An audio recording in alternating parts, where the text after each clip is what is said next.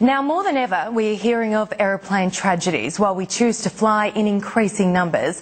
But how safe are our airports, not just overseas, but domestically, including Adelaide? As you're about to find out, some appear to be seriously lacking in basic security. Brian Seymour has this report. Whether it's the new toothpaste bomb, weapons passengers try to take on board, or the stunning lack of basic security, Australia's airports are distressingly vulnerable. This demonstration was conducted under controlled conditions in the UK to show how real the threat is. I wouldn't like to be in an aeroplane in which that exploded, not even a big one. Constructed with material invisible to airport screening, this is the newest weapon terrorists are making, according to US intelligence. Alarmingly, we've discovered conventional threats are the most immediate danger facing passengers and planes. There's gaping holes on all Australian airports. They're all vulnerable. They're all designated places of gathering requiring far greater levels of security. This is the Jetstar Qantas terminal at Melbourne Airport. The entrance is clearly designed to allow airport vehicles to drive straight into the departure area. There are no bollards or barriers to stop anyone else. If any Australian-born or Australian-based homegrown terrorist wanted to blow up Tullamarine, they can do it any day of the week. Just put the IED into a car or a taxi and drive it straight into the terminal. Homeland Security expert Roger Henning says he and his colleagues have raised these security gaps with the Deputy Prime Minister Warren Truss, who as Infrastructure Minister has responsibility for airports. So far, he says, he hasn't received a response. Mr Truss took over, he inherited a bag of snakes.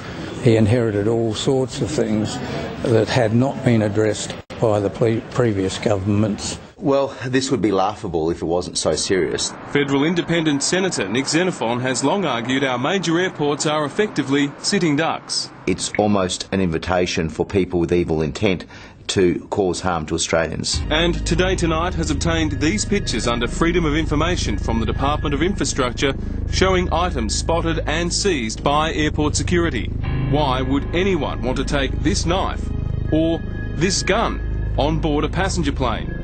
Surely an attack at a terminal or in the air wouldn't happen here. Even here at Australia's busiest airport, the only thing barring an extremist from gaining access to the runways for Sydney's domestic and international terminals is this rusty chain and this wire fence, even though there's a relatively cheap and effective solution available. Here at Adelaide Airport, a man in a stolen Camry in 2010 crashed into safety barriers and made it onto the tarmac before being apprehended. What could stop it? A moat, a concrete barrier, or best of all, a trench filled with gravel, because even a truck will stop in that, it will sink in it, will stop it dead. A Brisbane woman showed just 2 weeks ago how easy it is. She drove straight through the wire fence.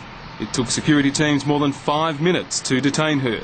Brisbane is now upgrading its 14 kilometres of perimeter fencing at a cost of $4 million. Our airports are a sitting duck for terrorism and criminal activity. Perhaps those most at risk are the ones who most often go to our airports, the employees.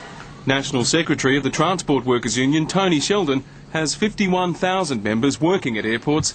He says many private, contracted security staff are wandering free without any checks. That's requiring no one to be going onto the airport into secure areas, airside areas, unless they actually have a security check by ASIO and the Federal Police.